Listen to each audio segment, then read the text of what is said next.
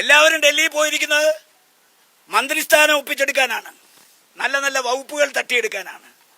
KPCC president മന്ത്രിയാകുമെന്ന് കണ്ടപ്പോൾ തന്നെ ആ കസേര ഒഴിഞ്ഞില്ല. അതിനു മുമ്പ് ആ കസേര പിടിക്കാൻ ആള് പോയിരിക്കുകയാണ്.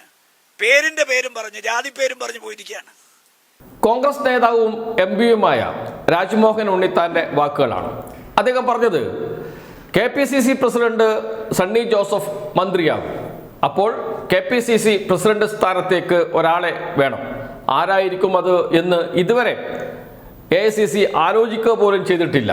അതിനേക്കാളും വലിയ കടമ്പ കടക്കാൻ വേണ്ടിയുള്ള ശ്രമത്തിലാണ് ഹൈക്കമാൻഡ്. ആരായിരിക്കണം മുഖ്യമന്ത്രി എന്ന തീരുമാനം. കേരളത്തിൽ അങ്ങോളം ഇങ്ങോളം ആസൂത്രിതമായ പ്രതിഷേധങ്ങൾ നടന്നുകൊണ്ടിരിക്കുകയാണ്. KC വേണുഗോപാലിന്റെ ഫ്ലക്സുകളും ബോർഡുകളും ഒക്കെ വലിച്ചു കീറുന്നു. ഉമ്മൻചാണ്ടിയുടെ ഫോട്ടോ വരെ വലിച്ചു കീറുന്ന അവസ്ഥയിലാണ് ഉള്ളത്.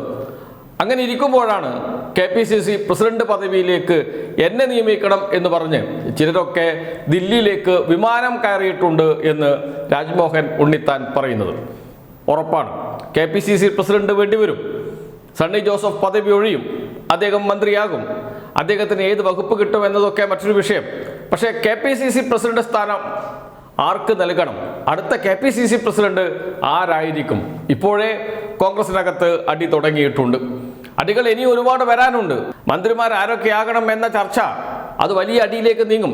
അത് കഴിഞ്ഞ് വകുപ്പുകൾ ഏതൊക്കെ എന്നതിനെ സംബന്ധിച്ചും വലിയ ചർച്ചയും അടിയും നടക്കുമെന്ന കാര്യത്തിൽ സംശയമേ ഇല്ല. നല്ല വകുപ്പുകൾക്ക് വേണ്ടി കോൺഗ്രസ് നേതാക്കൾ തമ്മിലടിക്കുന്ന കാഴ്ചയും നമുക്ക് അടുത്ത ദിവസങ്ങളിൽ കാണാം. അതിനു മുമ്പ് KPCC പ്രസിഡന്റ് ആരായിരിക്കണം എന്ന് തീരുമാനിക്കണം. കാരണം ഇതൊക്കെ കോർഡിനേറ്റ് ചെയ്യേണ്ടത് KPCC പ്രസിഡന്റാണ്. അതുകൊണ്ടാണ് ചിലരൊക്കെ ഇപ്പോൾ ദില്ലിയിൽ തമ്പടിക്കുന്നത്.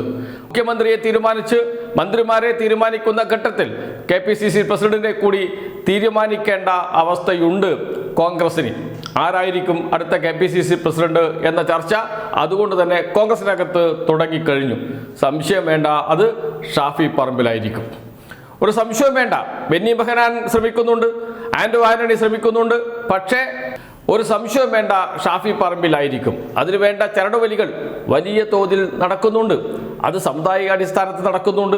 അതോടൊപ്പം തന്നെ ചെറുപ്പക്കാർ വരണം എന്ന നിലയിൽ വേറൊരു വലിയ ക്യാമ്പയിൻ കോൺഗ്രസിനകത്ത് നടക്കുന്നുണ്ട്. ഷാഫി പറമ്പിലാണ് കോൺഗ്രസിന്റെ ഭാവി നാളെ എന്ന നിലയിലുള്ള ക്യാമ്പയിൻ നടക്കുന്നുണ്ട്. മുഖ്യമന്ത്രിയാകാൻ ഏറ്റവും അനുയോജ്യൻ അതും ഷാഫി പറമ്പിലാണ് എന്ന് പറഞ്ഞുകൊണ്ടുള്ള ചർച്ചകൾ നടക്കുന്നുണ്ട്. എവിടെ നിന്നാണ് ഇതൊക്കെ ഉത്ഭവിക്കുന്നത് എന്നോർത്താൽ ഇതെല്ലാം ചെന്ന് നിൽക്കുന്നത് കോൺഗ്രസിലെ ഒരു വിഭാഗത്തിലാണ്. അതോടൊപ്പം കോൺഗ്രസിന് പുറത്തുള്ള വലിയൊരു വിഭാഗത്തിലേക്കാണ് എന്ന് എല്ലാവർക്കും മനസ്സിലാകുന്നുണ്ട്. അതുകൊണ്ട് ഒരു സംശയവും വേണ്ട, ഷാഫി പറമ്പിലായിരിക്കും KPCC president. Benny Behanan KPCC president ആകണമെന്ന ആഗ്രഹമുണ്ട്. KPCC പ്രസിഡന്റായി ഇപ്പോൾ ക്രൈസ്തവ മതവിഭാഗത്തിൽപ്പെട്ട ആളാണ് ഉള്ളത്, സണ്ണി ജോസഫ്. അദ്ദേഹം മാറുമ്പോൾ അതേ മതത്തിൽ നിന്നുള്ള ആൾ തന്നെ KPCC പ്രസിഡന്റ് ആകണം എന്ന നിർദ്ദേശം മുന്നോട്ട് വെക്കും. എന്നാൽ മുഖ്യമന്ത്രിയും UDF കൺവീനറും ഹിന്ദു മതത്തിൽപ്പെട്ട ആളായതുകൊണ്ട് മുസ്ലിം മതത്തിൽപ്പെട്ട ഒരാൾ KPCC പ്രസിഡന്റ് ആകണം എന്ന നിലയിലേക്ക് വരാം. അതല്ലെങ്കിൽ UDF കൺവീനർ സ്ഥാനം ക്രൈസ്തവ മതവിഭാഗത്തിൽപ്പെട്ട ഒരാൾക്ക് നൽകാം.